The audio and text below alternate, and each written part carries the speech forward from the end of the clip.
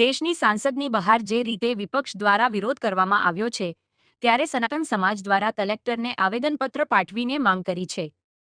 સાંસદની બહાર સાધુનો વેશ ધારણ કરીને પપ્પુ યાદવ દ્વારા વિરોધ કરવામાં આવ્યો, તેને પગલે સનાતન સમાજ દ્વારા કેટલીક માંગો કરવામાં આવી છે.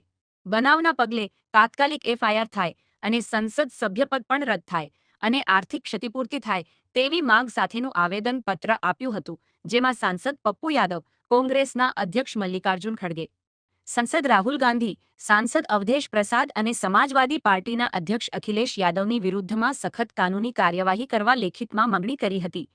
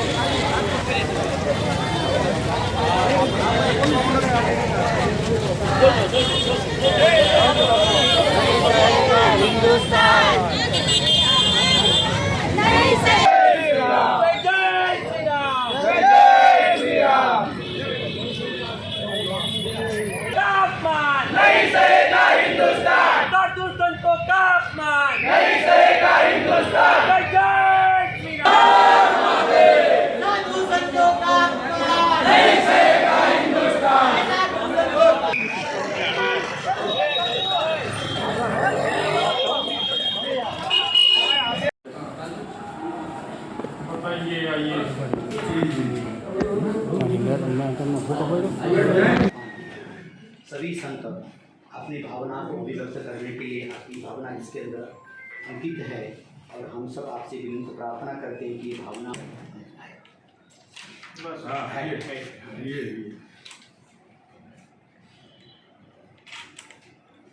31 जुलाईए दिल्लीની સંસદ ભવનની સામે ભારતનું લોક મંદિર એની સામે તથાકથિત સમાજવાદી પાર્ટી દ્વારા પ્રેરિત અને કોંગ્રેસ દ્વારા પોષિત પપ્પુ યાદવ દ્વારા ભગવા વસ્ત્ર ધારણ કરીને અને ભીખ માગવાની અને રાહુલ ગાંધી દ્વારા ભીખ આપવાની જે નાટક કર્યું છે એ નાટકના સંદર્ભમાં ભારત વર્ષના તમામ સનાતન ધર્માવલંબી માત્ર સંતોને એવું લાગે છે કે સંત સમાજનું ઘોર અપમાન કર્યું છે, લોક ન્યાય મંદિરનું અપમાન કર્યું છે.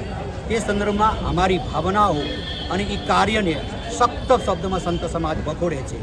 અને પપ્પુ યાદવને બહુ ભીખ માગવાની શોખ હોય તો ભગવા વસ્ત્ર જે પહેર્યા હતા હરિદ્વાર હરકી પેઢીમાં જઈને ભીખ માગે અને પુષ્કળ માત્રામાં ભીખ મળશે. પરંતુ આ સંત સમાજનું અપમાન છે. સંત સમાજ ક્યારે પણ એને માફ નહીં કરે. આગામી સમય દરમિયાન ભારતના તમામ સંતો એની તાકાત, એની પ્રતિક્રિયા બતાવશે એવું પણ અમે રાખીએ છીએ.